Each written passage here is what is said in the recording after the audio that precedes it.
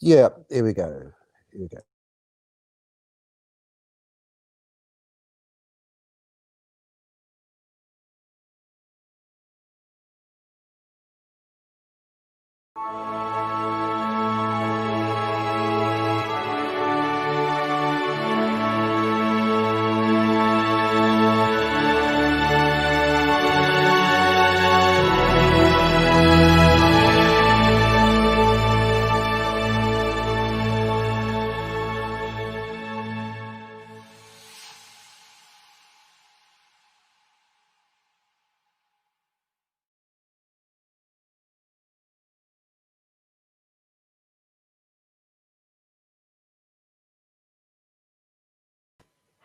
And Symmetrical. it's downhill from there. It's symmetrical time. I like I rectangles. just about managed to get the titles cobbled together. I'm still having problems doing the audio, but we're getting there. I thought it looked quite good. What do you reckon? I thought quite good is the most apt description I could think of. It is symmetrical. There's rectangles going on. It's perfect, really, isn't it? Apart from the drop We're getting shadows, there. lack of music. We're getting there. Getting there. Good afternoon, Cockney. You all right? Hello. You all right, mate? Oh, perfect. Alex. Yeah, I'm all right. Bit of a bust up yesterday at home, but I'm all right. You? Yeah, I'm all right. No, a bit of a bust up at home. I've almost forgot we got divorced. Brilliant. Yeah, we'll do 10 minutes of mental health. It's 10 minutes of mental health rowing. Yeah. Our friend Sklavko is in the audience. Hail, Sklavko. Hello, mate. You all right? Jak się masz? Dzień dobry. Yeah, shall we go straight into it? 10 minutes of the serious stuff, and then let's get heavy. Then we'll cock about afterwards. I feel like getting heavy because things are heavy. As everybody knows, I live with an elderly parent, and I think there's a lot of people who are in a similar position as me. And elderly parents they are of a generation that you would kind of consider as toxic nowadays, wouldn't you?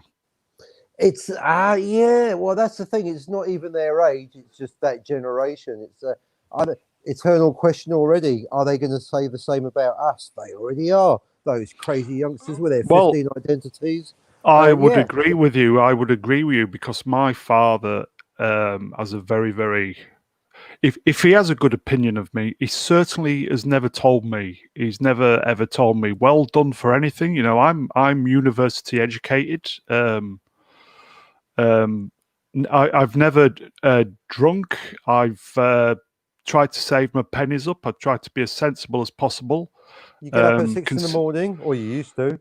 Well, for 25 years, yes. Just trying to, do the best I can. And you've designed your own logos. You can ride a bicycle. I always remember my graduation day. Was he there? Dare I ask? He was there, but okay, that's something. Well, only because I would imagine he felt obliged, but he was just going around loving it. Didn't I'll tell you what, one thing though, he felt obliged. Some people would say he felt obligated, but they're wrong. Obliged is perfect. I don't know. See? I don't know. Does he credit you for that? Does he go, son? Never. You say obliged, where some say obligated. Well done, you son. Never congratulated me. Never said well done, proud of me, or anything. And the current situation is at home, and I know for a fact because a lot of people now are living longer, and I know for a fact there are people at home who will be looking after an elderly parent who the natural order of things was parents look after you, parents die, you get on with your life. Whereas now it just seems to me that because of medical science or lifestyle choices, etc., people are living a lot longer, and there's kind of like an unnatural balance of it seems to be going full circle where children seem to be looking after elderly parents later on in life. Just by coincidence, I was watching Logan's Run just before this, but that's an extreme solution to the problem. Challenge. It is. But they are. I know it's also a tough one because then I know from experience that when they do go, you miss them, so you can't win on that one. Well, yeah. That's the good news. My point is, I do everything for him, and he's of a generation where he expects it. You know, he will just sit there and just sit there. He'd sit there and just starve. Whereas he's lucky you and not I, Ryan Johnson. Yes. you and I, if we sit there and we're hungry, we go get something. He'll just sit there and just wait for something to appear. Well, I know where the cheese is. Well, it's a circular thing, mind you. If he's in his 90s, it's a bit late to go. Well, the thing is, he's always been like that. Always. Well, it must be, but yeah, always. Literally 95 years. And, correct. Being fed like a baby. All right, I'll tell you what. Start tomorrow. Don't feed him. See how he likes it, and then it'll be legally my responsibility. Well, what I said just now, live on air.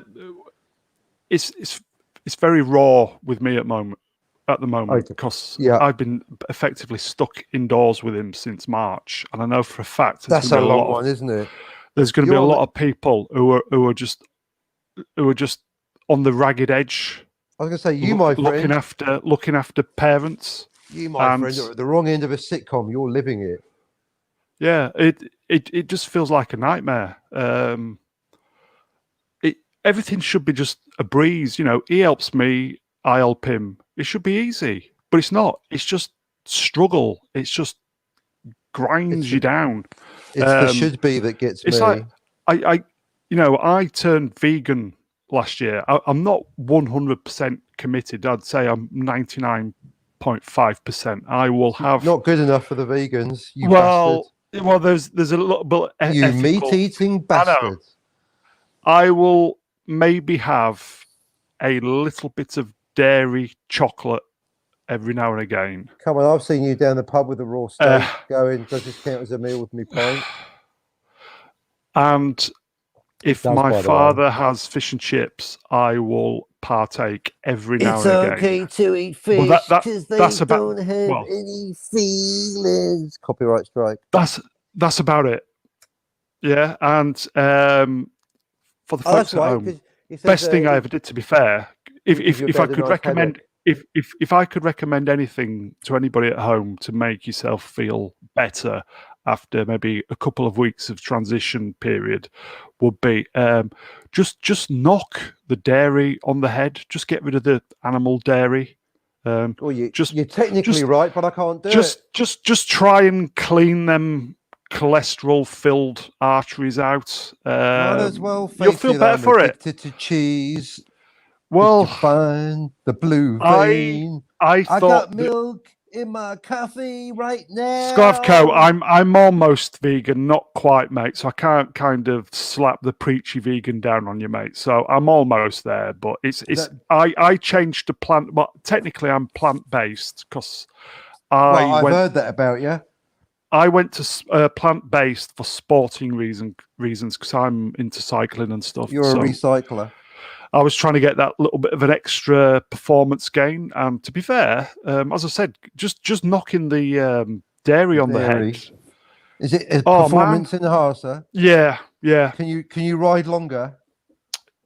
More and harder. And harder. You can get up a hill. If there's anybody at home, check out the documentary, The Game Changers. That's what kind of I thought, all right, we'll give it a blast. It's on Netflix, by the way. Getting back to we've got 1 minute. 1 minute of serious. 1 minute of serious. Basically, as I said, my father has never ever said he's proud of me, blah, blah, blah, you're doing a good job, blah, blah, blah, whatever. It's always criticizing. Yeah. I cook all his meals and I'm having to do all the shopping and stuff. Not good enough. And I got these vegan cheese pasties, what you put in the oven. And to be fair, squeezy cheese. Well, no, it's just like a frozen thing. A frozen thing. You stick it in the oven, and it's like a Greg's. And he's had them before, and he fucking loves them. Greg. He loves them. He loves them. Yeah. Right. Because to be fair, they are really good. Yeah. And I came back from the shopping yesterday. And he goes, he saw the green box. And bearing in mind that I prepared a steak for him the night before while I was having to have my stuff. Yeah. You're cooking a And, dead animal just for him. and for against your him, monkey. the night before, yeah. And if I say to him, do you want anything from the shop? It's always sweets, biscuits, bread. Pack of Woodbines. No proper food, just sweets, chocolate, whatever. Yeah, no proper food, right? And he saw this green box yesterday that was these vegan. Well, yeah, I like chocolate. I just had a flake just now. These vegan cheese pasties, and he's had them before, and he likes them. Vegan cheese. So it's not cheese. To be fair, vegan cheese is made out of coconut. It's good. It is. Trust me, it's good. You just not call it coconut. No, it's good, mate. Honestly, trust me. I was like you, I was like you, but trust me. That's the labelling. There's no cheese in it. You can't call it cheese. There's no cheese. Just call it coconut husk. Knob cheese isn't cheese, but it's labelled as knob chease. Yeah, but you don't sell it down Sainsbury's for $2.99 blue vein special, do you? I mean, I take your point, but follow it through. You know what I mean? I know, no follow through. You are doing your best to divert me, aren't you? No, focus on the darkness. So anyway, he saw the green box of because he knows green equates to vegan or whatever, and he goes basic packaging. Get this. This is the irony, right? This is a guy who, when I go shopping, he goes, "We get crisps, chocolate, white bread, basically shite." And he goes, "You're always buying that junk food, you are." Classic hypocrisy. That is a sitcom. That is textbook comedy gold hypocrisy. If there's any food that's as close to being good for you, for me, I don't think there's any. The term "good for you" is a bit of a, of a, yeah. All right. May I ask a personal question? Go on. A personal dietary kind of. What's his alcohol situation? What's he like? He doesn't drink alcohol. Just for Sclav. This is England, isn't it? No, you're in New Zealand. Sklavko. England's England, mate. Question: Sklavko. What do you use as milk? Milk. I've done all the choices. You have either soy, almond. Soy boy. I am technically. I am. Soy boy, I knew it. Soy, almond, oat milk, and there are a few others. If you like your coffee, if you like a decent crema, soy is the way to go. Soy is also fantastic with like Alpen and kind of cereal of that nature. Alpen, the Rolls Royce of cereals. Oh, which you've triggered a nerve there. Which technically, which I can't have because do you know why Alpen is so good? And I checked this out. Cocaine. It is so good because the powder that they put in Alpen. It's basically powdered milk. That's why it's so sweet. They load it up with powdered milk, which is why it's so sweet. It's like Coca-Cola or KFC, whatever it is. That's the barely legal formula. So, Anyway, to Alpen. finish, someone sell me an Alpen to PO Box 666. Basically, after he said that, and bearing in mind, I think at his age as well, if he has anything like meat or processed food, I think he's got an allergic reaction because he has sneeze attacks afterwards. He's literally sneezing for 10 minutes. Based on food? Yeah, say if I was to give him a ready-made meal from wherever, he would sneeze like fuck for 10 minutes, or it's not Alpen, is it? Something from a tin or something. He would sneeze. He would sneeze like fuck for 10 minutes. But if I make him a meal from scratch with vegetables, blah blah blah, all kind of fresh ingredients, not a titter. You know what? Not a titter. He hasn't even. Sorry, we've got 15 seconds. He hasn't even noticed when I put he hasn't even noticed that when I put, because he's got no taste. I don't think he has, not his age. Because I even Revelation put on the quarter soy in hour. his tea, and he doesn't No even notice the taste. difference. Fucking hell. Don't even taste the difference. But anyway, What? yeah. So basically, in a nutshell, I just lost my shit because everything I do, everything for him, and there's just no, well done, Ian, or he just expects it, and there's just no gratitude. no gratitude, no generosity, no. Do you know what? No You're fucking taken for praise. granted. No fucking praise. And I know there's going to be a lot of people in a similar position because Trev was on the other day. Trev was on about this elderly guy who's just swearing Robot and Trev. cursing all the time. It's just Future me. they are a fucking toxic generation. Anyway, we've got a special guest. Hey, it's a comedy It's quarter our- hour. Here we go. 16 minutes. 16 minutes. I like the way we had no resolution. Oh, look, it's the script writer. Hello, mate. Ian, you there? No, he's busy. He's banging away on his keyboard. Almost done, goes- mate. Almost done. And then Doctor Who runs into the TARDIS, goes, Message from the Mega Geek. Hold on, I'll be back. all right, well, now we're prepping him up now. So Anyway, we're not we're going to go on to the. I'm sure there's going to be a lot of people in this. We'll just go into the lighter stuff now. But I like to quickly comment on the heavy as a go kind of segue bookmark for the future. Cliffhanger is basically. Have you thought about writing down what you've been telling me, but in a more kind of 25-minute episodic format? Can you get me like 12 episodes? Send it off to HBO, perhaps, because you've got a gold mine there, mate. All you have to do is survive living it. That's comedy. That is. Well, sorry, but it's in a way. Brown vision. Exactly. Tragedy plus time equals comedy. It is. So it is. It's a modern day. It's a modern day Steptoe and Son. Because you know what's happening? It's the end of the episode. He's downstairs listening and he's crying, going, "That's my boy on the radio." Yeah, he don't give a shit. Boy. He don't give a shit. No, Doesn't give a shit. Be a tearjerker though, wouldn't it? Which is better than being a jerker. He's never ever said I'm 52. He's never ever said to me he's proud of me, he loves me, jobs are good or anything. Yeah. Come on, audience, we're going to say it on his behalf. Mr. Brown, you're brilliant. You're the other son that I never had. I'm honestly, I've never had children. I've never been privileged enough to have children. I mean, obviously the lions are a bit of a worry. They are. And you've got to work on your romances. Stop letting them go. But you're a good lad. Well, nobody wants me. Well, nobody wants me. But... Yeah, she did. But anyway, let's not talk about that now. Comedy time. Yeah, I blew that.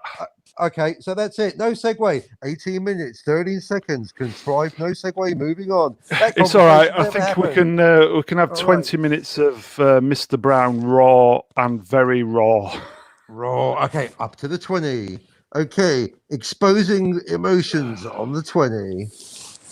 I just know there are hundreds, probably thousands of people of my age in a similar position, just absolutely on the fucking edge with it. And on top of what's going on 301 days of this fucking shite that's going on, this living nightmare that is I'll tell you what, lockdown. I'll cheer you up and depress you at the same time. Do you fancy cheering up? And you'll miss him when he's gone. It sounds weird now. No, but he's my dad. You'll miss him when he's gone. Sorry, he's my yeah. I know. He's my dad. I'm not totally oblivious to it. He's my dad. Yeah. He's my dad. You're there, isn't it?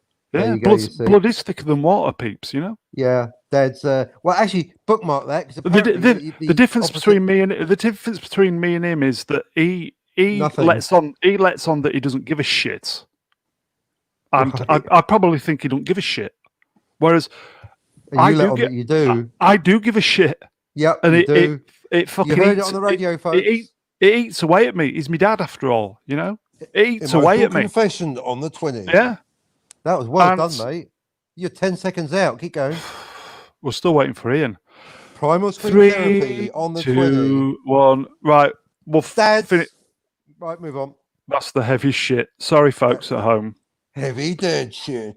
And I am one, so it's a double for me. I'm a Well, dad. Both ways. Don't ever listen. If your boy has done good, tell him he's done good. For fuck's sake. Yep. Although you got to tell him when they're big cheeky as well. If you're listening to this, which you shouldn't be, that's cheeky already. Yeah. I don't know where the mega geek is. I've probably frightened him off. He's probably phoning his dad right now, isn't he? You've inspired him. You've done it. People around the country you're ringing up, basically. You'll be sponsored by British Telecom or whatever it is this week. Virgin Media bollocks, isn't it? Does he have his own phone? Can you phone him from different rooms? I always. Oi, Dad, get the kettle on. Hello, Ian. Oh, sorry about that. Yeah, I'm here. Will be. No, trust me. What you was doing was far preferable to Wise me. move, son. Spilling my guts to the nation. It's awful. We've got all the depression out of the way. Now it's going to be ha. What are we happy, talking happy, about? joy. Nothing. Don't worry about it. Move on. Your script, son. How's it going? Well, I'm moving on to the trailer. So excellent, because he's got to do the trailer and the script. Catch-22. You can't do a read-through until you got the actors. You can't get the actors till you got the script. You can't get the script until you got the funding. So, you can't get the funding moving until forward, you know then, Ian. Yes, I had a meeting with the visual effects guy on Saturday well done, mate. by Well Zoom, and he's really up for it. And my excellent. DLP we were talking, all three of us, and I've been speaking to the guy that's going to play the Doctor, and we're talking about costumes. Ooh. So things moving Secret forward. Doctor. No red, please. No red.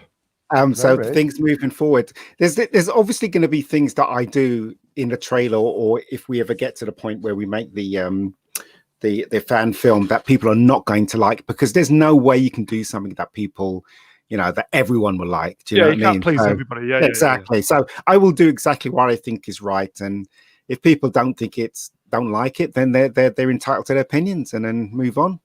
And that's that, really. So, there are a few things I'm going to do. No red. And there's a few things I'm going to do where Mr. Brown won't like and Cockney Spot won't like. But unfortunately, it's what I like it already. You got me. What are they? No, I'm not going to tell you until it happens. You're going to mix licorice with aniseed, are you? No, that's going to be awful. You're going to do something I don't like. Exactly. You're going to do something that we don't like. Imagine if not cast Richard Ayoade. Imagine if you were the showrunner. There is absolutely no. I mean, none of us could be worse than Chibnall. None of us. That's a given. That's the right? beauty. Give it a go. No, good point. I like a man with inspiration. Aim low, get lower. Yeah. That's is he? Well done, Chibnall, for making it easy. Is he definitely going then? Do you think? I don't think so. I saw something on YouTube yesterday, and it was them on stage. What is it? Jodie and him and the team were on stage, and Jodie was saying, it's the negative voices that are being heard. The vocal minority. That was it. Yeah. 98% of the people that think I'm a shite actress. And you know what? I just say, block it out. I saw that. I thought it was a bad dream. So that was real. Wow. Okay. And it's the first time I've ever heard Chibnall speak, actually, apart from those really, old clips where he was young. He was criticizing Doctor Who. 12. Yeah, when he was about 12. But I'm just saying, it's the first time I heard him speak, and he does sound like he does sound like a bit of a. He's not a stupid man, put it that way. But what he's done to Doctor Who is terrible. Everybody knows that. Is it purely down to him, or is it the BBC Masters as well? I have no idea. And quite frankly, I don't care, because anyone that would allow something like that to happen to such a cherished show is an idiot. So. Oh yeah, it's just throwing the crown jewels in the sewer. Yeah, I mean, it's obvious. It's obvious what they're doing, right? Yeah. I had a quick look on the BBC News website today, and it's just full of stories that are virtue signaling or it's sickening. Well, they think that they're not progressive enough. Apparently, somebody told me. Oh, So that's what I'm saying. It's not going to get any better. It's going to get worse. Worse. That's what I'm saying. What I don't understand, right? And God bless all these YouTubers that do reviews on Doctor Who and Batwoman and all that stuff. What I'm saying is that yes, you guys are making money out of doing this, especially if thousands are watching you. But you're not this channel. Yeah, but you're Not but you're not making the cause any better. What you're doing, you're still gravitating interest towards these bad products. That's what you're doing. Ooh. And what we There have was a to do, channel that focused you're on right, good mate. programs like The Expanse. that's what I'm saying. I mean, what we have to do is stop looking at these shows, stop criticizing these shows, Yes. and just stop watching it, because there are millions of us that disagree with what I'm they're not doing. watching Yet it. Watching what? we're- Watching we're, And we're who? feeding it, you know. But as I That's said, why we're concentrating on your fan film. Well, look, my fan film. Look, it's going to be a miracle Exactly. if my fan film reaches 6 million people watching it, because We should call it a fun film. A fun Your film. fun film. Yeah, fun film. Play on it. Fund Yes. my fun film. Well, as I said, right, you know, it's going to be hard. I'm going to do stuff, and people are not going to like it. But one thing's for sure, it's not going to be as bad as Chibnall's Doctor Who. Put it that way. So I don't think nobody could be. Nothing could be as bad as that. yeah, I'm going to try and What are we ignore gonna it. like? Have you seen the New Year's Day one yet, or have you just avoided it? No, I haven't seen it, unless Dan says to me we're going to review it. Yeah. You need to watch it, then I will watch it. But quite frankly, I'm done with this era. This era is just, it's really Agreed. bad. It's Agreed. abysmal. Exterminate. you were on what's his Was I? name's a live stream last night, wasn't you, Cockney? How dare you? Have you what's been his two timing me, you bastard? No, I was in bed the whole time. What was I doing? Yeah. Blacked out. Who was I? No, what Mr. Bennett. was I? Yeah. Oh, I was in the chat, not live. Yeah, on in the chat. Yeah, in the chat. Oh, Yeah, I'm always sorry. in the chat. Oh, was Yeah. that Bit of a ruckus. political and religious show? But Baron of Buffering. The Baron of Buffering. No, he basically was talking to Campion, wasn't he? Is it John That's right. Campion? Yeah, Campion. I can't remember. Anyway, I've stuck with nerd. I've stuck with Robert's show since a few months before lockdown, and last night was the first time that I just couldn't be bothered watching it. Because No, it's fascinating though. I'm Nah. starting to get some engagement. I've got developments there because I keep basically everything. They're like the dead that won't. it's funny because They're- Campion was talking about he made this film or something Oh, like he's that, and I was talking, laughing all the way through it. I was thinking to fucked off myself, lunch with if the you boy. if you only lived in England and you were working class and you had no money whatsoever, I don't think you would even be talking about making a film. Do you know what I mean? But Yeah, these I Hollywood know. people make me laugh. Well, I never watch him, so he's funny because I keep hearing about it. I'm like, who is this guy? Anyway, no comment apart from good lad, funny. Yeah, Someone's trying to thousands of bait people me 'cause watching, he doesn't- though. Well, he that's is what I- very popular. Yes. No, well, here's listen, Mega Geek. I've got a theory. Brown's heard it, but you can suffer Cockney repeat. It's your theory. channel. Cockney theory. theory that basically inverse numbers, the more popular, because like Burnett, he's perfect because he's basically every time his numbers go up, they should go down. But he's in the middle, right? He's weird one. He's yin and yang. He was the chosen one, but He's fluxing between where he thinks he should be and where he's going. Where he is. Because I thought he was going down the Yeah. pan, and then suddenly, and now we have an interview with the guy that made the director's final cut of Blade Runner. I'm like, Jesus has entered the chat. So the golden moments are golden. Credit where it's due, in case any of his minions are listening. But anyway, back to Cockney Theory monologue. No, I'm going to continue. I'm plowing through. Interruption denied. But I will get to my point in acknowledgement of that. I won't get off my own point. Quickly now, inverse numbers. Burnett, perfect. Campion, too many. He's talking to James Brown. He's talking loud. He's saying nothing. Where inversely, the best show ever on YouTube is this right now, and there's more people on the show than in the audience. I mean, it's backwards, mate. I think Burnett, Sad right? but true. when sometimes when I tune into his show, he's got 400 people watching, and that's how No it stays throughout the whole of Yeah, throughout he the has about whole of the 400. episode. Yes. And then sometimes he's got over 1,000 watching him. So he's kind of as Cockney Spock's saying, he's kind of fluctuating between, you know, being really popular and kind of just there, if you know what I mean. So yeah, I think he you're has right. his moments. Not many, Yeah, but he has. yeah. 30 minutes. I do like him though. I do. Sometimes 30 minutes for the Bennett comment. Love you. But sometimes he deep dives too much. You know, he deep dives too much, and you kind of get disinterested in what he's saying. There's a level. Well, that's when he's stimulating himself, though, isn't it? Yeah. Yeah, well, yeah, I wouldn't put it that way, but yeah, definitely. He is. But and you know, as I said, it's been politics just recently, and But Turn I mean, off. look at the difference between him and Gary. You know, look, Gary let me tell Davis. you, I think this example will explain it a lot, right? Say, for instance, have you ever watched that film? No, the one with George Clooney. Yes. Sky, what's it called? Vanilla Sky? It's on Netflix. It's a new film that he made. I don't do. Oh, it's that space thing that's just come out, isn't it? Yeah. I haven't seen it yet. Have it now. on Blu-ray, but I know not of this look. Blu-ray, mate.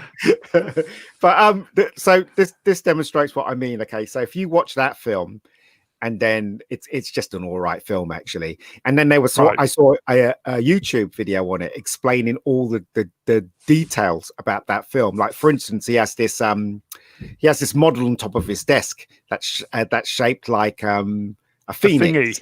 A phoenix, right? And then the person that's talking about the film explains that the phoenix is connected to the story, which is connected to this, which is connected to that. And these things are very subtle, right? And then you go and look at Jaws, for instance, and all the hidden things in there normies can see. Like for instance, when he's sitting on the chair and the little kid gets eaten by the shark, and the zoom bit, you know, that's normies. He's zooming in and panning out. He's a genius. So normies get that, right? Normies get that, and other things as well in the film. There's a big difference between trying to be too clever and trying to be just clever enough so the normies will get it. And that's the difference between Gary and Burnett's live stream. Burnett, he dives too deep. So that if you're a normie or if you don't understand what he's talking about, it just goes over your head. But with Gary, he finds the middle, where if a normie's watching, you'll understand. And if you don't understand too much about the subject, he'll put it in a way that you understand. But sometimes I like the deep dive. So I'll be the opposite and going, I get totally what you're saying, but I think Gary talked to me about allegory. Sorry, just chucking that in. Where Robert's gone wrong recently is, I know it's very big in America with all the partisan politics. Yeah. People tune in to his channel to get away from all that shite. And he's just been on his soapbox for the last 2-3 months, and it's people are just turning off, and he's basically been told, but I don't think he cares. I think the Americans are really big into their politics, unlike over here where we don't give a shit basically because we know we're fucked. We've accepted it. We've accepted it. Yeah. We just deal with what we're handed. You know what I mean? That's a lot of time stamp that, everybody. 33 minutes. Brilliant. Big statement from the Mega Geek. We are politics fucked. Summed up. But you know what, right? Summed up by the Mega Geek. We're fucked. The difference between the British people that look at politics and the Americans think they can change the world. British people know they can't change the world, and they just say to themselves, "All right, if this is coming, we'll deal with it. If they're going to screw us, we'll have to deal with it." Do you know what I mean? And that's the difference between British people, British ordinary people, and the American ordinary people. The Americans actually think that if they vote somebody in, times will change for them. Well, time after time, it's the same thing. They'll be going to war soon. Politics aside, though, I do like both. I do like the can-do thing, but I also like the British bollocks to it thing as well. You got to have both. I mean, add the Kiwi. Well, she'll be right, mate. Bish bash bosh it. Go in, Cockney. It all in. There's their side of the story, our side of the story, and somewhere in the middle lies the truth. Oh, profoundness on 38. Whoa. God, Ian, it's very deep today. Well, it's that's the way it's going. This is pub talk, isn't it? This is like when you're in a pub. This is the crap you talk This about. is pub talk without the alcohol. That's right. Or the Unfortunately true.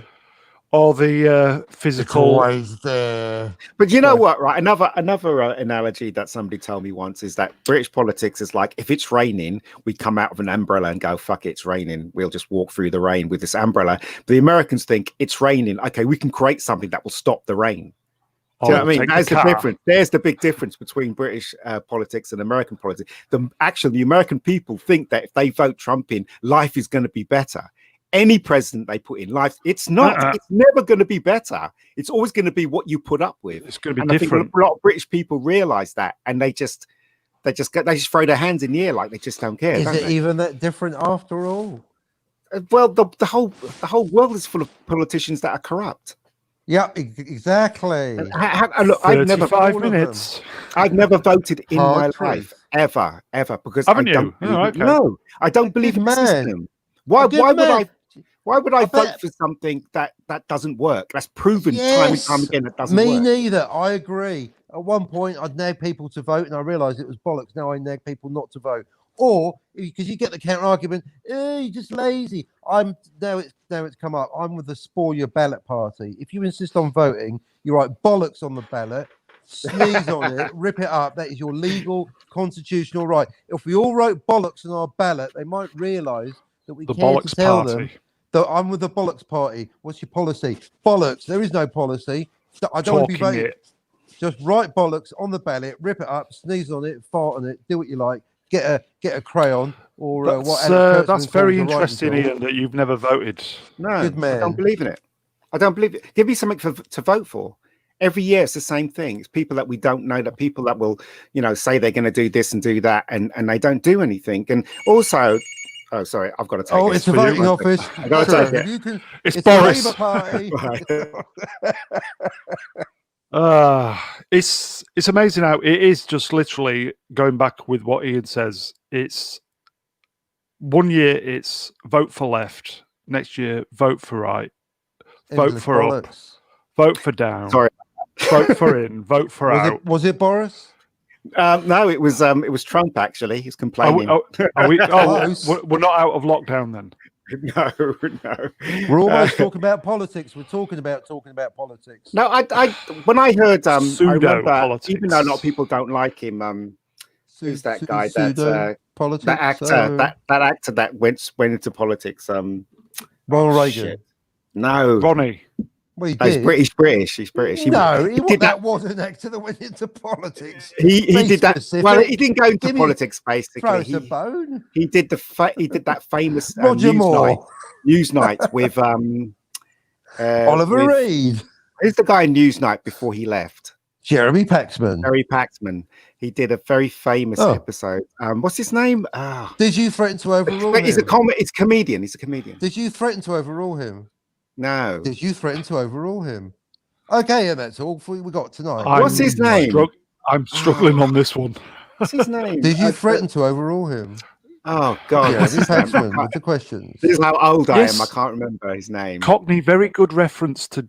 Very good. For the Newsnight heads in there, several levels, bit of politics. But did you threaten to overrule him within the realms? Did you overrule him? I liked Paxman. No, I did not overrule him. Well, he was vicious. He was vicious. He'll ask the same question. Did you finish the script? Did you threaten to finish the script? Did you promise to finish the script? Mega Geek, have you finished the script? The first draft is finished, and everybody knows you can't go on the first draft. Good have you finished the second script? No, not yet. As a writer, that is no small feat. It's not completing a first. I'm going to say gold clap, serious, non-sarcastic gold clap. Anyway, enough of the politics. It's all shit. I hate it. No, I want to seriously. People need to wise up to the fact it's shit. Yeah, but listen, moving on, talking about Mega Geek script, because if I was him, I want to move on to that. If he's done the first 5 draft, viewers, wow. There you go. Well, that's the hello, 5 viewers. Just as it's getting good. Hello, welcome. Yeah. Now, once you got the first draft, the answer's in the question. As soon as you read it after a couple of weeks, the second draft just is born out of that. There's always something to edit, But now Yes. you've got a beginning, middle, and end, right? Brilliant. Yeah, it's the Good platform lad. to build upon, isn't it? The first draft. So Platform to build the upon. special Exactly. effects guy, you've managed to Mm. secure the special effects guy. Yep. Is he any good? Yeah, he's good. He's good. He's going to be creating And everything for me.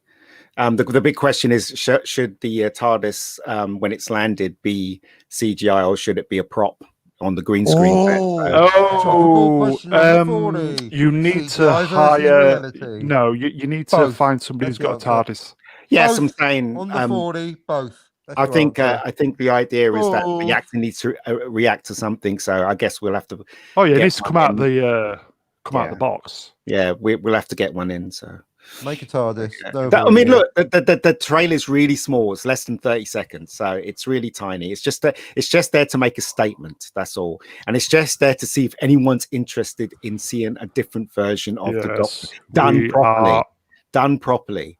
You know, as I said, if you go on YouTube, there's all these fan films, and they're really, really not very good. So it. Will make Aces All Real. You will make Aces All Real featuring the Doctor. Well, as I said, you've some had of the the years Star of Wars practice, right. Ian. You've had the years of practice. It's all building up to this, my friend. I don't want to be in this position, but a lot of people have been begging me. No, but we will put you in that position. Oh, It's all been building up to this. I'm going to get attacked.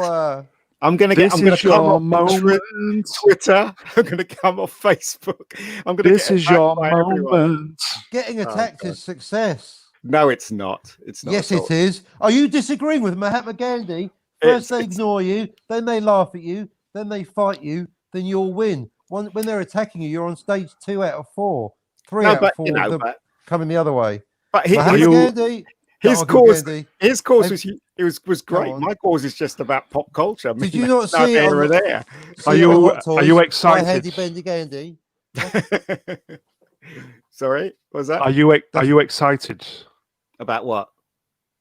About anything. Doctor Who, your film, well, anything. it's hard to be excited about something that hasn't been made yet. You know, he can't be. Well, are you okay? Well, okay, I'll rephrase it. Are you looking forward to it? It all depends on what we are. Well, look, as I said, I'm cautious now.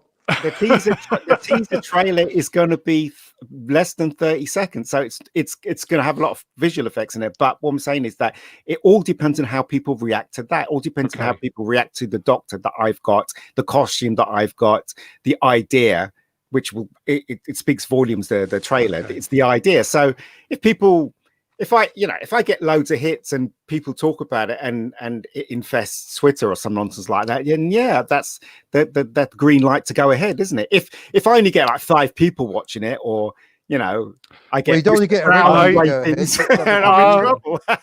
Are you the type of person who kind of plays it down deliberately?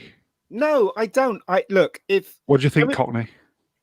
Look, he said look, so you better pay attention. Well, right, okay. It's like you're not getting the message. Mega Geek is speaking. We are listening. Go. Skipping to the end at 45. I am apprehensive because, as I said, Doctor Who's a beloved thing, and because it's been made professionally, the actual, if we do go to a 45-minute or something like it's going to be professionally, there's going to be a lot of criticism on it. There's going to be tons of criticism. Right. If you look, as I said, if you look at the fan films that they have on YouTube, just write in Doctor Who fan film, when you see them all, they're all made by teenagers and they're really badly shot and the performances are terrible in there. So people will take that, they will giggle at it, and they'll know it's amateurish, but they won't pay much attention to it. But if I make my version, there's going to be a lot of attention to it, which can mean it can either mean one or two things. 1, that people like it, or 2, that people hate it. Yeah. That's the scary polarized again. Polarized again. Yep. You can't. There's only one way to find out. You can't tell. Exactly. You do it. Yeah. If you don't play, you can't win. Yeah, don't buy a ticket, you don't win a prize, mate. There you go. Just to go off on a random little tangent. I sold a model kit of an Eagle transporter lab, Space 1999. I sold it to a guy on Facebook Marketplace. So if it was eBay, that was I me. bought it and bought I just thought, well, I'm never going to make it, so I thought I'll sell it. And I got a message. Yeah, I'll have it. It was a guy from Cumbria who worked on the first. Is a special effects technician. He worked on the first 7 series of the new Doctor Who as a special effects guy. He's worked on. He used to work with Brian Johnson. He basically learned everything he knows from Brian Johnson because he was Fred Johnson from the Expanse. He was taken under his wing. Brian Johnson, Space 1999, Empire Strikes Back, Alien, all that. James Bond. Yes. He's in So I charge just of thought, what are the chances of that? Yes. So he. I've been threatening him. Well, I've asked him to come on one of these sometime, and he said he would. So it might be quite good. Speaking about all the kind of proper. He says he's worked on Red Dwarf as well. He basically does all the physical models. He's a model builder. Yeah. And some of the models, they're just fantastic. Practical effects, they are fantastic. So that was just me going off on a random point, gents. You know about first time for everything. Let me give you a bit of history about Yes. Derek Meddins. Derek Meddins was the guy who was a special effects supervisor on Moonraker. Yeah. And I don't know if you saw the documentary, but the thing I found most fascinating about Moonraker is that they didn't use computer effects. Now, they did make Moonraker after Star Wars. Star Wars had the motion control camera, and the way they did the visual effects in Star Wars was brilliant. But Derek Meddins, they couldn't afford the computerized camera. So Derek Meddins had to do the effects in Moonraker like he did a Space 1999, which was to overlay a shot over another shot. Okay, that's me explaining it very basically. So if you take that, what I've just said to you, there was a shot in Moonraker where there's a huge battle in space where all the men are shooting each other, and there's hundreds of men in one shot. Pew, pew, pew, pew, pew. Now to do that, right? What you have to do is you have to shoot one model of a guy and then rack the film back, and then shoot another model of a guy and rack the film back, right? And it's never been done before. He racked that film back 72 times, and they didn't know what they were going to get, right? And then at the end of the day, right, they were amazed what they got, which it was all these men shooting in one shot with the ship in front and everything. They couldn't overlap the shots because then you'd see right through the shot. So they had to separate them all, and they had to rack the film back. And Derek Meddins said they all had their fingers crossed when they developed the film, and they were amazed what they got. So if you think about the way they did the effects in Moonraker compared to the way they did it in Star Wars, my God, that was a miracle that they literally what they produced in Moonraker. So you look at it. So you said no motion control. So what were the models stationary, but they actually move the camera themselves, or the other way around, where they kind of move the model like they used to do on Space 1999? No. They basically had the model on a stick or whatever, and they moved the camera towards the ship. But there's one shot in it where the Moonraker is taken off. Amazing shot. From it. And that's all. They're moving that via wires, and they've got spray cans in the middle of the two things that are powering and stuff like that. So it looks like it's, you know what I mean. So that's genius. It is thinking, isn't it? Genius model making and stuff like that. So yeah, you got to take your hat off to Derek Meddins. He knew exactly what he was doing, and he was up agast Star Wars. Are you into all stuff like that? Are you really interested in that kind of thing? When I was a kid, I wanted to do special effects, and I investigated how they did everything. And I read up about Moonraker, and then a documentary came out and confirmed what I read up about it. So yeah, I mean, Derek Meddins should have been celebrated more than he did when he was alive, because what he achieved was completely incredible with just a 35mm camera and models. Do you know what I mean? You've just given me an idea for another show, so thank you, sir. right? But I don't know. Would you Special fancy effects coming show. on? Would you fancy coming on with this guy who's done all? I'm sure he's worked with Derek Meddins. Would you fancy coming on? Sure. Why not? As I Right. said, I mean, it's you That know, could be a good show. I used to love. I remember I went to Selfridges once, and they had a display of There's all no the place models. like it. Miss Selfridges. No, Selfridges. Just Selfridges. Yeah. They had a display of Selfridges. all the Very models posh. that was in Empire Strikes Back, and I went there and I saw that they had them in glass cases, obviously. And as a kid, you always like, oh, I'd love to have that. I'd love to have this. I love that. You know what I mean? Yeah, It's just there's something about models that are just fucking fantastic when I use them in movies. Yep. I can tell that Ian said fucking fantastic. So yes. Well, it reminds me when I was a kid, man. All that stuff. I used to get. I know, silly mate. I as know. well. I listen. I agree. I'm surrounded by model tanks now. Do you, Yeah. have you got As any- I do speak, you have any I'm literally models looking at at present, model Ian? tanks. No. I had the Enterprise, but my brother broke it when I was young. Brothers. Did it go up in flames? Did the bridge go No, up? it was on my ceiling. It was hung up by fishing wires. And Did your and brother decloak? he decloaked and he jumped on it. So he destroyed it, completely destroyed What it. a bastard! Yeah, So well. you've got no models at all. Kapla. No geekery. No, I Kapla. have got stuff. I've got Doctor Who TARDISes. I've got all the screwdrivers apart from Peter Capaldi's one and apart from Jodie's one because we don't want Jodie's one. Got What's a R2D2. dildo, isn't it? Yes, exactly. Got R2D2. I've got Millennium Falcon. I've got the AT-AT. Do you know Ooh, what I mean? I've got all them. he's got all of them. Yeah, Timber but his arm wide. Favorite Star Wars spaceship? it's got to be the Millennium Falcon. It's got to be. Timber his That arms open. is awesome. What about design. you, Cockney? I've got 3 Falcons, little ones, about I've not measured them, 6 inches, little hand size. I got one literally from the 70s, not the one that I had, unless it was by some coincidence. I had it, lost it, rebought it on eBay, and then there's the modern one. There's some wargaming spaceship game. I never played the game, but I went through a phase of getting the ships. Yes. So gave most many of them great to my Star son. Wars spaceships. But I specifically kept I've got a Rebel blockade runner, which I just like staring at. That is ultimate nerd porn. Just, oh look, it's the Rebel blockade runner, which was originally going to be the Falcon. Oh look, it's the Millennium Falcon, which was originally going to be the Rebel blockade runner. Ooh, aren't fun facts interesting? Drool. Anyway, that's me on a Sunday afternoon.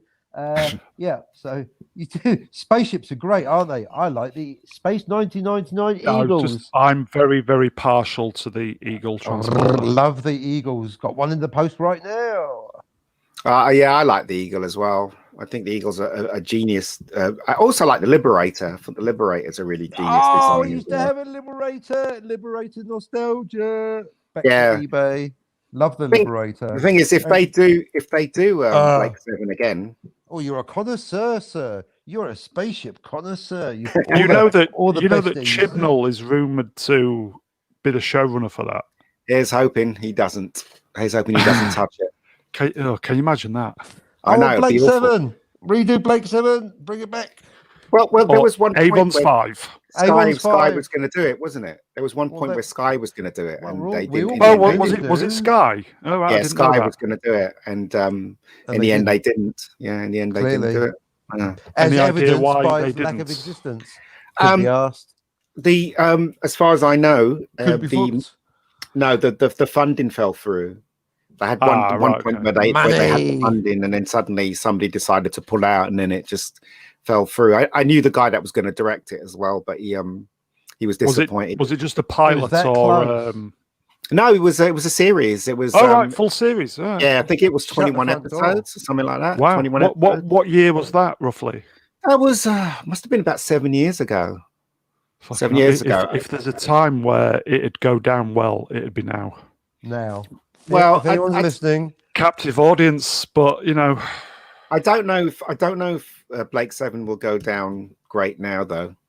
I don't know because it'll Well- obviously be woke, and then Well- it'll just be Well, in your Let's be hypothetical optimistic universe, that it won't. Yeah, exactly. We've got The Expanse, haven't we?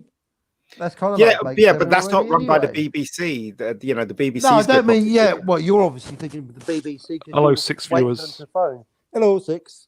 And to our Slavic viewers, no, I'm not a vegan. I like eating meat. Just to answer that question, I like eating the meat. Maybe we should do a stream one day talking spaceships. Food. I like fish. Spaceships. We're doing it now. I love spaceships. Spaceships, either real ones or make-believe ones. Do you fancy that, Ian? Because I just love spaceships. Yeah, I mean, there's some really bad designs out there, like the what is it? Let's focus on that. There's some really crappy Discovery ones. ships. Discovery ships are awful, absolutely awful. Separate no shape nacelles, bollocks. Yeah, it just really. Yeah, what's all that rubbish. about? Separate nacelles. I never watched the last What the hell on with magnets? I never watched the last season. I wouldn't know, but What a load of bollocks. I hated the original, the actual Discovery ship design. I thought it was just clunky and it just looked awful. But that's just me, right? I'll tell you what. It wasn't. Yeah, go on, Cockney. Battlestar Galactica. Oh yes, please. Yeah, I love a nice Battlestar. You know what I mean? Yeah, it is. It's channel rule, no burping. Really well designed ship. Through. I like the Cylon ships. They were the Cylon ones are really, really good. Yeah, yeah, like they're the really X-Wing good. fighters. Oh, I mean Vipers.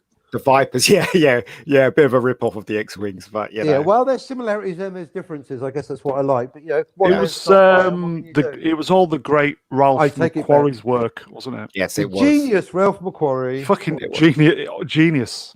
Yeah, it was definitely. Still rated, but still underrated. I feel. Yeah.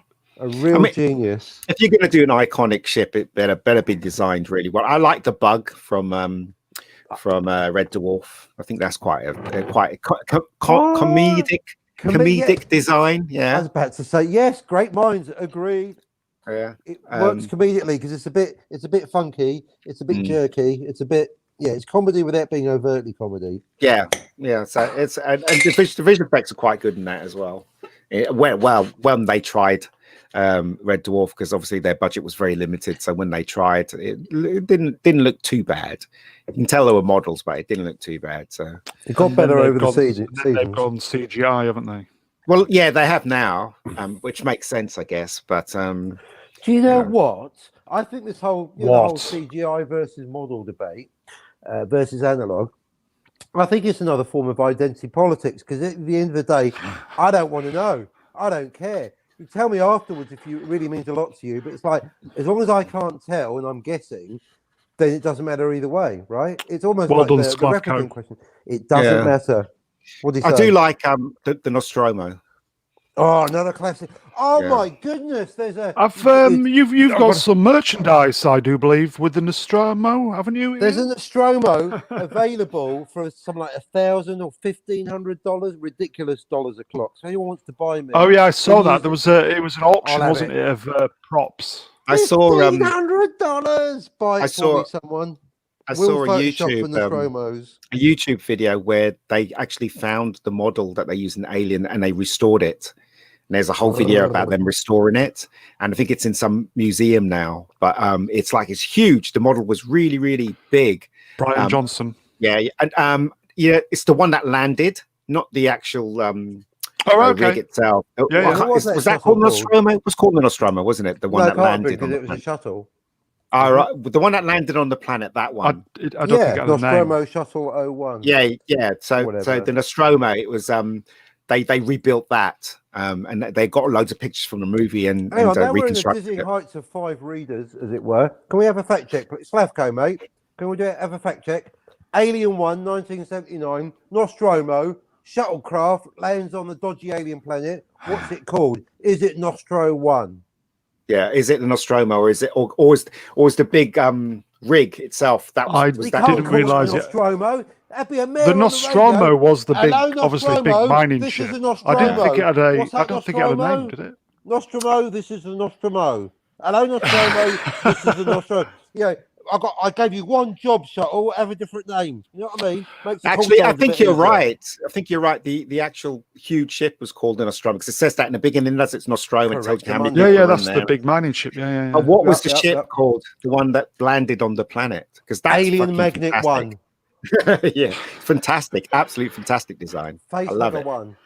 Prophetic. Yeah, It's all that I very love it. all that very practical, Yeah. like the Eagle transporter, very kind of practical, and you'd think it'd be real. Do you know that there's a shot in Alien where you see the windows Money of, shot on of the the ship, hour. Money and shot then on you the see them hour. inside the ship.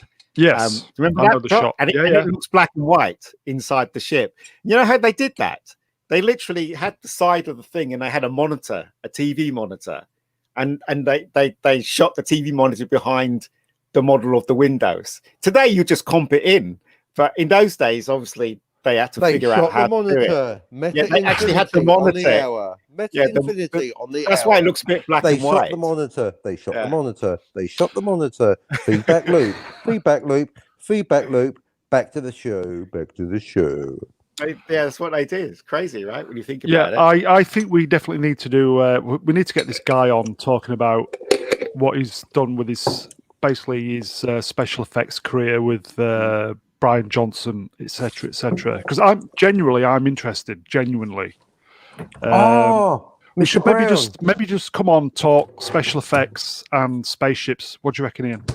Yeah, that's good. I mean, you know what? The very first visual effects thing I ever saw, and I loved it, and I don't understand why they didn't do it in the movie version, was do you ever watch the first episode of Thunderbirds?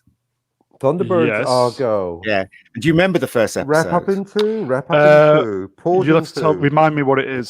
So the first episode We'll is carry on. International Rescue has to save this plane because the wheels won't come down on the plane. Oh, so is that land. that's the Thunder Flash, isn't it? Yeah, so it couldn't land. So so International Rescue's called in to save this plane, Yeah. and it had these things with wheels on it, so that the plane could land on it.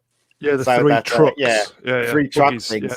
And that was the very first visual effects that I just thought just blew my mind. And I thought to myself, wow, that's just really, I know it's models, but it's just really cool. As a kid, when you watch something like that, you go, Yeah. that's so cool. But that's what I'm saying. That scene was so tense because they were trying to land the thing on those things. And then when you look at the movie, you're like, what happened? Why didn't they start with that? Do you know what I mean? Introduce International Rescue that way, the way they did it in the TV show. You know, it blows your mind how people are, how they hire people that don't even know what Thunderbirds is. Which film are you referring to? The one only with film Bill, that was made. Bill Paxton. Yeah, Bill Paxton, and directed by Jonathan Frakes. Jonathan Frakes, who had no idea. Man. Game over. He, I read they were going to be true to what Thunderbirds was, but they bottled it effectively. That's what I'm saying. They bottled it, so they went the Spy Kids route. Yes, I'm saying Thunderbirds is about an organization that goes around the world, saving people. It's not about the kids running around doing missed rubbish. Opportunity. Totally missed opportunity, and Totally. I think I've seen it twice, and I can't watch it. I only saw it because my friend was in it. Sophia Miles, she was in it. That's the only reason why I watched it. Yeah, only reason I watched it. It looks fantastic. It looks great. The production was there. Yeah, Just but the story sucked. It sucked. It really did suck, and it was so bad. It was just. It's about International Rescue. It's about the brothers. It's not about their kids. Why would it be about their kids?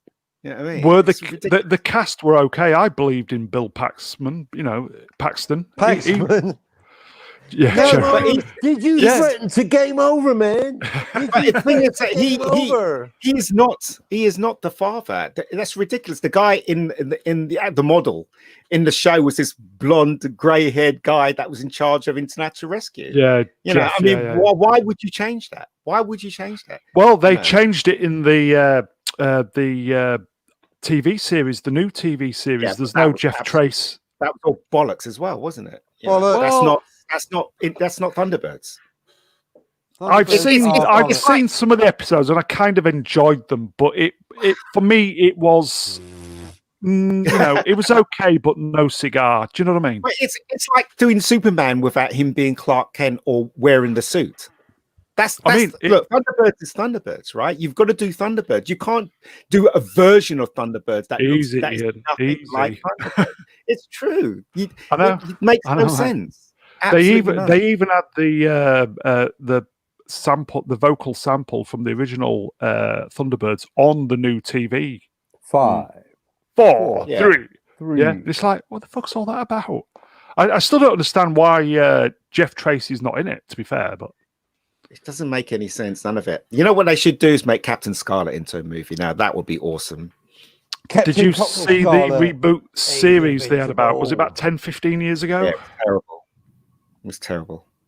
I don't understand why they just don't do it properly. You know, why feel the need to? Yes, there are things you have to change for contemporary today. You'd have to change certain things, but don't change it so much that the show's unrecognizable. Do you know what I mean? That's what they did with Thunderbirds. And then the people that in charge of Thunderbirds, they did it even more. It's just it's madness. I think that applies to James Bond. I'm increasingly thinking the only way forward with James Bond is to have a 60s James, almost basically like Austin Powers, James Bond in the modern world with 60s sensibilities. You know, all right, Moneypenny, get the kettle on. How dare you? Lawsuit for you, sir. It's the only way forward. No, I agree, but it doesn't have to be set in the 60s. Look, there are men in this world. No, I mean set in the modern day. That's what I mean. Without any time travel. Well, he's old-fashioned. He's James Bond. Yeah, that's how you. But you're right. Have it in the modern day. Just he's aged badly, and that's your solution. Just go fully old school. You know. All right, Moneypenny, put your knickers on, make us cup of tea. Yeah, I totally agree. I think Bond should always look. Bond is Bond. He's basically a handsome guy that girls fall to their knees, and thank God he's a man and stuff like that. You know, and the women are meant to be gorgeous in there as well. I don't mind having a strong female in there, but not to the expense of a strong male character. And this is what's happening now. You know, that's the thing. So Bond is always Bond. He's got to be James Bond. Otherwise, why do we go to the cinema? It's just what you can see. That's your through line. That's exactly your point. If you change it so Bond is Bond. Same with Star Trek. Same with who. If you fuck around with it, if it ain't broke, don't fix it. Which is, sometimes it is good to tinker a little bit, as you say. We're not fully binary on that. You cannot reinvent the wheel. Yeah, or even if you fine tune it a bit, if you take off the spokes, the centre bit, the outer bit, the rim, and the road, there's nothing left. Why'd you bother paying for the IP? There's a couple of things that, first of all, I didn't agree with. What's his name? Daniel Craig being Bond. Daniel Craig being Doctor Who, terrible idea. I don't like Daniel Craig as Bond at all. He first of all, I love him, darling. I think he's great. Subverted expectations, but tell me more. I don't think he's good looking at all, in my opinion. Oh, bitch! But I don't. He's got big ears. Rugged. He looks like a potato. He's got you potato go head. gay for him. Oh, come on. He has. Put your claws back. Bowl of milk for the mega geek. Come on, you wouldn't kick him out of bed for farting. Be honest. He's a good actor. Oh, Ian. I don't. He's got the rugged good looks. Come on, he's a bruiser. Let me defend myself. The ladies like him. Let me defend myself, right? So the reason why I don't like Daniel Craig, the reason why I don't Daniel like Craig on line 4 coming in now. You always say that, but I do it with comedy value. Cockney, pack it in a moment. Let the mega geek speak. I'm just saying, the reason why I don't think he works is because there's nothing James Bond about him. He's just a thug. You know, he doesn't do anything James Bondish. He doesn't. Let's face it, right? If you look at Pierce Brosnan, Sean Connery, Roger Moore, they all have that thing about being Bond, like he's ultimately Ian's a purist, everybody. Yeah, exactly. Ian's a purist. Looking, purist really alert. Fight. Women adore the guy because he's good looking and stuff like that. But with Daniel Craig, he has none of that. The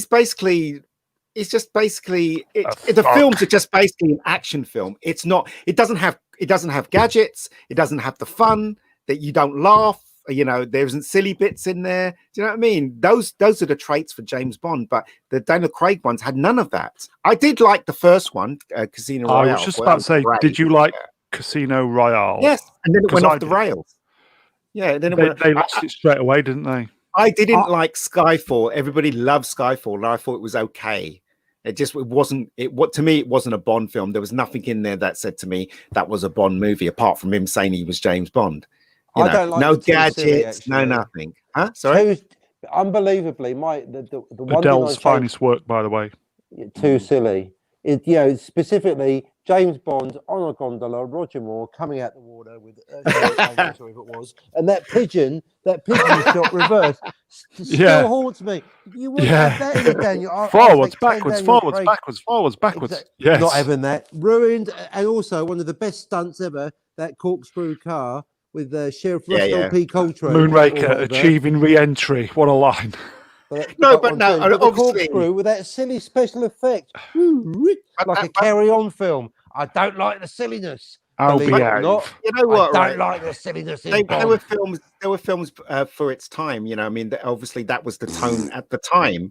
But what I'm saying is, today, when Pierce Brosnan stepped into James Bond's shoes, I thought they. I think the first one was really almost there, apart from the music. Yeah, GoldenEye was a great film. Yeah, it was a good film, and Pierce Brosnan was completely right for that role. Yeah, totally right. I mean, they had the gadgets. They had a few gadgets in there, and it worked very well, in my opinion. And that's what they should be striving for. An amazing video game as well. Yeah, they should strive for it to be Bond, but contemporary, not to go completely the wrong way, which is what they did with Craig. Turn it into Bourne Identity. That's what they did, and James Bond void of any kind of character whatsoever, apart from I'm sad, I can fight, I'm mean. That's it. But at least Roger Moore had a twinkle in his eye. Sean Connery had a twinkle in his eye, and so did Pierce Brosnan. Lazenby. Lazenby had a bit of a twinkle in his eye. But hey. I tell you where I got lost with James Bond was, the adaptive shielding on the Aston Martin. Oh, it's terrible. Yeah. They got worse. Where the car basically just disappeared. It was there. Yeah, they got worse. Yeah, that's that was the point where a lifelong Bond fan was lost. We didn't like that. No, but I just thought no. But you can see what's happening with all these trends, right? Even when it came to Doctor Who, when Peter Capaldi was the Doctor, it was going in the wrong direction. And when Pierce Brosnan was James Bond, it was completely going in the wrong direction. Everybody knows that. Only the fans know that. Obviously, the filmmakers can't see it because they're so stupid. But that's what I'm saying. They think they know better, but they don't. They never do. I mean, look at Justice League, the Flash costume in that film. It's like a dog's dinner. How could they not see that? More of a cat person myself, but there you go. Like a cat's dinner, but not the cat's pajamas. It just looks awful. How could they not see it looks bad? Like Henry Cavill's moustache. Henley? Is he a is he a boater, a yachtist? He didn't let that one go, did he? He pounced straight on it. Yeah, because normally if anybody makes a mistake, you're in like an Exocet. I just got you. Payback, my friend. Golden rule. He's a good Superman. Attention. I did it on purpose. Cavill is a great Superman. He's a great Superman, but why? Look, Henry Cavill. This is the stupid. And he's good at boating as well. Oh, he's got a nice boat, except for that mustache. Boat face. That mustache. This is the stupid decision that they made, right? The stupid decision that they made, right, is let's get rid of his underpants. What the fuck is that all about? Why even bother doing that? That's Superman's costume. On the outside. Why did they do it? And also, why did they make him look like a disco man? Why did they make his costume look like disco, where it was like the blue was just all shiny, whatever? And I'm like, what the? Why would you do that? It's Henry Cavill. Changing the wheel, isn't it? It's reinventing it when they don't need to. They don't need to. I mean, look, I'm not saying they put him in spandex or anything like that. I'm saying that the costume looks good, but why change the blue color? Why take his underpants away? Why do all these stupid things that is iconically Superman? So what you're saying is you prefer a man with his pants on the outside?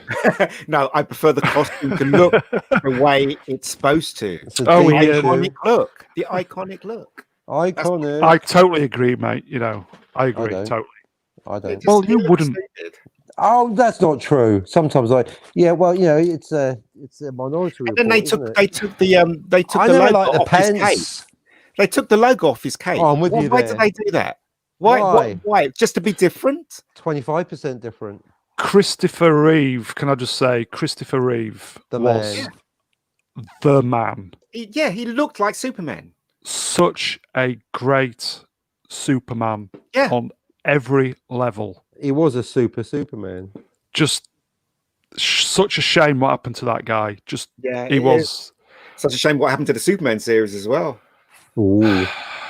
To be fair, I kind of liked, Lois and Clark. Yeah, it was all right. The original one. It was all right. It was very of its time. Yeah. But bear in mind, I was in my mid-20s, and it was titillating. Ooh. She was lovely, though, wasn't she? Oh, yeah. Terry Hatcher. Oh, Terry Hatcher. Dean Cain was not bad either, to be fair. It was titillating, very of its time. Yeah. Yeah, but the costume sucked in that show. It really did look awful. I don't know why they just didn't look at the Chris Reeves costume and go, "Can we do it like that, please?" You know what I mean? It's just. Do you think Cavill is coming back for a standalone feature film? I hope so, but then where can they go from here?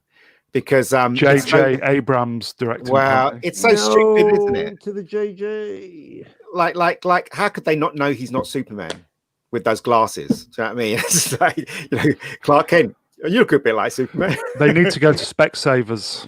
Well, what they need to do is create a reason why they can't see Clark Kent as Superman. That's what they need. Specsavers, other spectacle manufacturers are available, by the way. I don't know. I really don't know. I think with regards a Superman film, I think we are desperate for a holidays in Cambodia new Superman film with Cavill with the spirit of the 78. Yes, can we lose the grit? Yeah, finally? let's just lose the grittiness this once. Yes. Let's just have something that's from the heart, warm and nice, like a nice pair of comfortable slippers. But what they did was they turned Superman and they made him into a Batman character with all the troubles of the world on top of his shoulders, instead of, because Batman and Superman are completely different. Batman lives in the darkness, Superman lives in the light. It's all right when Alan Moore does it, not the rest of you Muppets. Exactly. Yeah, that's what I'm saying. So this is and I don't understand where Zach was coming from to make Superman's life all dark and dingy. That's Batman's stint. That's Batman's stint. I totally understood the kind of grittiness, keeping it real with the DC stuff as opposed to the Marvel. I don't understand at all. No, exactly. They should never have gone in that direction. Never have gone in that direction at all. They should have made trend following. Superman is about light. It's about hope. I mean the franchise in a whole, as in like the Justice League and stuff. I kind of like. Should never have done that. Right. Okay. Look, everyone has their own place, right? Batman lives in the darkness. They could have made it meta, and Superman could have dragged them out. They go, "I've had enough of this grit. So I want to." Let's go rowing. Exactly. Henry Cavill to the rescue. What? Oh, you got it's a lemonade, sir. If Superman existed today, I guess it would be a big problem. I guess if he lived in the real world, it'd be a big problem. Well, people would want to cancel him. Yeah, exactly. The little Twitter bitches would be after him. They would. If I just coined it Twitter bitches. Superman, you heard it first. 1 hour 17. More like. Look, if Superman existed in this world, he'd have to be completely modest. He'd have to try and save people so he doesn't get too much attention on himself. And if attention does come on him, he should not be in the limelight. He should be flying away from the limelight. That's what he should do. And that's how Superman would operate in the real world. He wouldn't put himself out there. And also, if I was making a Superman film, somebody better come up with a really good idea why they can't see Clark Kent as Superman. Otherwise we're not making the film. It makes no sense to have a guy in glasses. Or you're not going to do it. The mega Oh. geek, a We have to purist, figure out. We have to keeping figure it out. real. Yeah, He's not figure out a doing way. it unless you meet these conditions. Exactly. There's got to be a reason why people can't see Clark Kent as Superman because it's daft. It's stupid. Maybe You it's a meta commentary on the fact that people are just so delusional they believe any old bollocks. If you ever made a TV series of Superman, Ian, Yeah. you should get it sponsored by Vision Express or Specsavers. That if you ever Vision do Express make it, Cambodia. what I would do, right, if I had all of if somebody said to me, make a Superman movie, You want and contact they threw money at me, I would do what they did in Captain America, where they made Chris Evans skinny. I would do that. Clark Kent would look like that, and we'll have to create a reason why when he goes from Clark Kent to Superman, God, why this is he really becomes bugging you, isn't it? why he becomes What about could he Reeve? not be? Could he not be a changeling or something? No, well, that's what I'm saying. You have to create a reason. But what about Reeve? Did it bother you with Reeve back in the original Superman? That's a different time. Today, people are more clever. Do you know what I mean? 78, 77. I was with you until just Yeah, then. but you've said that a lot of the modern day stuff falls down because we're trying to apply modern day shite to it. You just contradicted yourself. No. Yeah. There's something you can some things you can't avoid, isn't there? There's some things you can't avoid, like contradicting yourself. No, like people would. Oh, Ian. No, I'm just saying people will question that, and I've always questioned that, even when I was watching the Donner version of Superman. Well, of course. How could Perry White not know he's super? I mean, he looks like Superman. Did you threaten to overrule? It was the curl in the hair, wasn't it? The curl. Yeah. Did you threaten to overrule him? What? Richard Donner? Did you know the head of the prison service, the head of Home Office? Did you threaten to overrule him? He was just being clever. I'm just saying that, you know, I think some of the things that I saw in the last Superman movie, which is the last great one, which was the Chris Reeves Superman movie. Hero of the People. Did he bring number 4? Back to the primary school? No, he didn't. Was Henry Cavill, Milk Snatcher. I didn't like Man of Steel. I thought Man of Steel was just wasting my time. Iron Lady. I was kind of like you. I was massively disappointed with it when I saw it at the cinema. Yeah. As I said, you've got to put Superman in today's times, but you also got to keep the iconic stuff that Superman is. You know, like you know, that's what you have to do. So you have to kind of find a balance between it. But the balance that they found, they didn't find the balance with Man of Steel. They went completely the wrong way with Man of Steel, in my opinion. What you have to do is find the balance between iconic and today. That's what you have to do. Right. A little bit too much one way, yeah. Yeah, they went too dark with Man of Steel. It was ridiculous. It was stupid, in my opinion, you know? I didn't like the last act where it was just basically building, smashing. Yeah, that's all it was. Didn't like it. I mean, Superman killed Zod. I'm like, Superman never killed.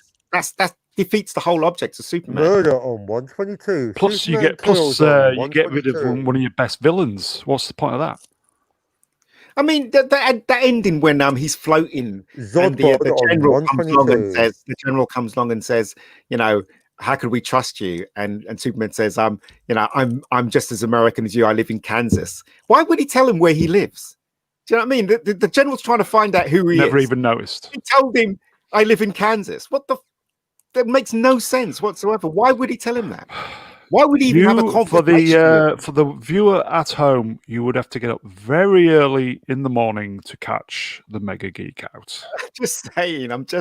It just doesn't. The film doesn't make any sense to me at all. Why look, the guy in the film, right? The whole of the army was against him and everybody was questioning him, yet he saved millions of people. Why would the army even be worried about Superman? Do you know what I mean? Oh, because he's powerful. Like, but so what?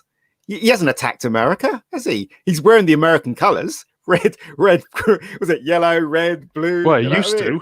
Well, all the colors. With his pants on the outside, yeah. But I'm just saying. Not in the flag. So, if there is going to be a Superman film, which I think there probably will be, with JJ. He's probably going to recast. You think Cavill's gone? No, I'd love Cavill to be Superman again. I think Cavill was amazing as Superman, and that was Agreed. one of the best things Agreed. about the Yeah. film. But why did they get rid of his curl, and why did they get rid of his underpants? But that's another question for another day. But I just think if JJ's going to make it, yeah, they should literally get him back. And I don't know what they can do with him, though. That's the thing. I think it's already been spoiled. Regatta. Henley Regatta. If JJ is directing, I think he needs to step up to the plate and for once do something good. Computer says no. look, you know what? Any sentence, go on. You know what? Seriously, JJ, he's a good director, right? But he's not very good with concepts. Yeah, well, he doesn't write his stuff. He doesn't write. Other people write stuff for him. He wrote Star Trek. If you look at the first Star Wars film, if you look at the first Star Wars film, right, he literally copied New Hope, right? Oh yeah, it's a soft reboot. Yeah. But you can see there was a plan. And it got scuppered by Kathleen Kennedy. Yeah, but the plan was shit anyway. I didn't want a soft reboot of bloody Star Wars or whatever you kids called it. Very big missed opportunity that first film. But you know what? Opportunity. Right? Hard Luke Leia. 3 words for it. Yeah, but you know what? Right, I reckon if Kathleen Kennedy didn't brought it up, old wound, new wound, fresh wound. Cockney. If Kathleen Kennedy didn't intercept the Star Wars, I reckon. JJ would have got those 3 together in the second film. I'm starting to think my name is Cockney. Oh, hang on. Do you think it was her who said you got to kill Han Solo? Yeah, I think so, and I don't think or it was either her or Harrison Ford, because I know Harrison Ford wanted probably him. Yeah, but what I'm saying is that I reckon JJ was completely in charge, which I doubt he was. He would not have had Han Solo killed, and he would have had those 3 academic in the second film. Moot as fuck. But you read it, didn't you? You read the thing that it's out on the internet that JJ's plan was Luke Skywalker was controlling Rey. Cockney, controlling Rey. So that's how she could fly the Millennium I'm allowed Falcon. to have a valid. That's how she would. I'm allowed to have a point there. Cockney, you are allowed to have a valid point, but you just when Ian's speaking, you're just going. Well, can I have a bell or something? Does it sound more intelligent? It's not like randomly timed. Okay, I would like to. My right honourable gentleman is quite right in theory. Unfortunately, in practice, much better. He's talking about the past, and therefore, it's a pointless moot. We could we can't do fuck all about it. It's gone. The corpse is fucked. You can play with your blender all you like. The reason why I'm saying that is just to say that I think JJ's an okay director. As a director, he's okay. Because if you look at Star Trek, to be fair, I totally agree with you. To be fair, don't get him writing the scripts though. Don't get him writing the scripts at all. There you go. Just get him concentrating what he's good at doing. He's good at directing. He's good at producing. That's what he's good at, you know. And I think he had good intentions for Star Wars until it got scuppered by Kathleen Kennedy. The road to hell. Just think, if the Golden Trinity came together in the film, just think how much, and if it all went how it should have gone. Just think how much Disney's shares or how much money they would have made. They could still do it from those 3 getting together instead of KK sticking a big black dildo up everybody's ass over it. That's the thing, you see. It's a shame. It's a shame that they did that because everybody's looking forward to seeing Leia and Han and Luke. So together. much to ask. Yeah, exactly. Sake.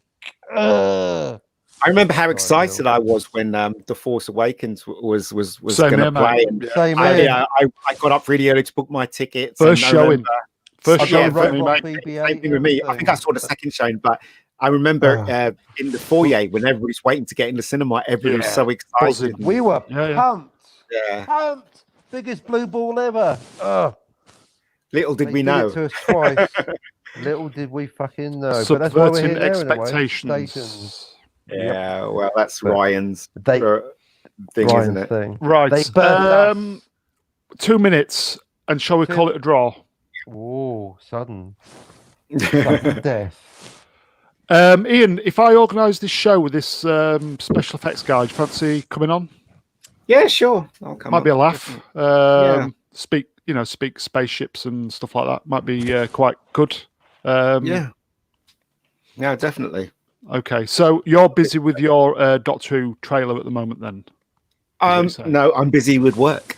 Basically, it has nothing to do with the Doctor Who trailer. Right. Okay. I've got to work, and so that kind of thing. But as I said, I'm fitting in the Doctor Who in between things that make me live, so I can buy food and pay rent and stuff like that. Live stuff. But genuinely, mate, we're looking forward to it. So so am I. yeah. First draft done. Well done. Well, as I said, it certainly can't be any worse than what we've had. So. Well, let's find out what people make of the trailer. As I said, it's a very short trailer. It's not even a page long. So you're saying it's less than 30 seconds. So what we're saying, 29 seconds? 3. Well, it's less than a page, so I don't know how long it's going to be. It's going to be. I reckon it's going to be less than 30 seconds. Okay, and we're kind of agreed that you need to get a physical TARDIS as well if it goes to the next stage. Well, we'll see, right? And I'm talking to the visual effects guy. First of all, I've got to shoot all the green screen stuff first, and then I hand it over to the visual effects guy because there's loads of details that you have to learn. The visual effects guy has to know what kind of lens you're using on the camera. He has to know the space between if there's a physical TARDIS. No. When we're on the set, we have to measure stuff out so that he can replace stuff and stuff like that. You should ask this guy, who I said who's done the Doctor Who stuff. See if he would fancy having a blast. But we've already got this guy on, so it's no point in asking someone else. All right. But yeah, so it's going to be interesting. Put it that way. If visual effects don't work, I'm going to tell him it doesn't work, and then we're going to have to figure it out. So, are you a tough task master? No, you know what? Tough question on the 130. When I first directed, last question. When I first started directing, yes, I was. But now I've learned that it's as you grow up, you've learned to collaborate with people. It's not only your point of view. You have to give them space to be creative. Yeah, So that's the thing. So, but if something goes way off track, obviously, I would say.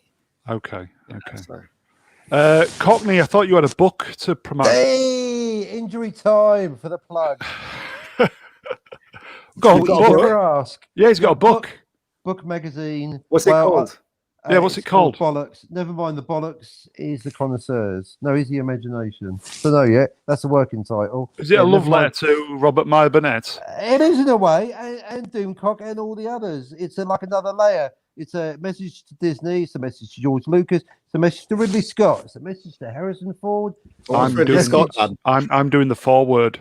What's Ridley Scott done? He's done Blade Runner. Nothing. He's got me thinking about one central question. I've realised for now coming up for 39 years, and it's about time. Basically, I'm going to set up my stall. I'm going to call it. I'm basically saying to you, right, Mr. Geek, with all due respect to anyone out there, that my little stall is Deckard a replicant? I think I've studied that question harder than anybody else. And so I'm going to be publishing an article / book, depending on the length. I don't care. But I mean, the definitive article, literally, on is Deckard the replicant. I don't think he is. Layers to it. Yeah, see, there you go. There you go. So simple. Oh, well. Controversial. All I can say is, I've got the book for you. Right. Well, I didn't think he was personally. I think that's another stream in itself. To be fair, come on. I tell you, injury time 1 to 1:45. I am approaching the end broadcast button. So if you're going to do it, be quick. It's moving. The pointer is moving to the button. Mega Geek. Go on, Mega Geek. I want to hear Mega Geek. Quick. I'm listening. Mega Geek, tell us why. Why is he human? Tell us. Because he was hired to kill Blade Runners. That's what I mean. Quick.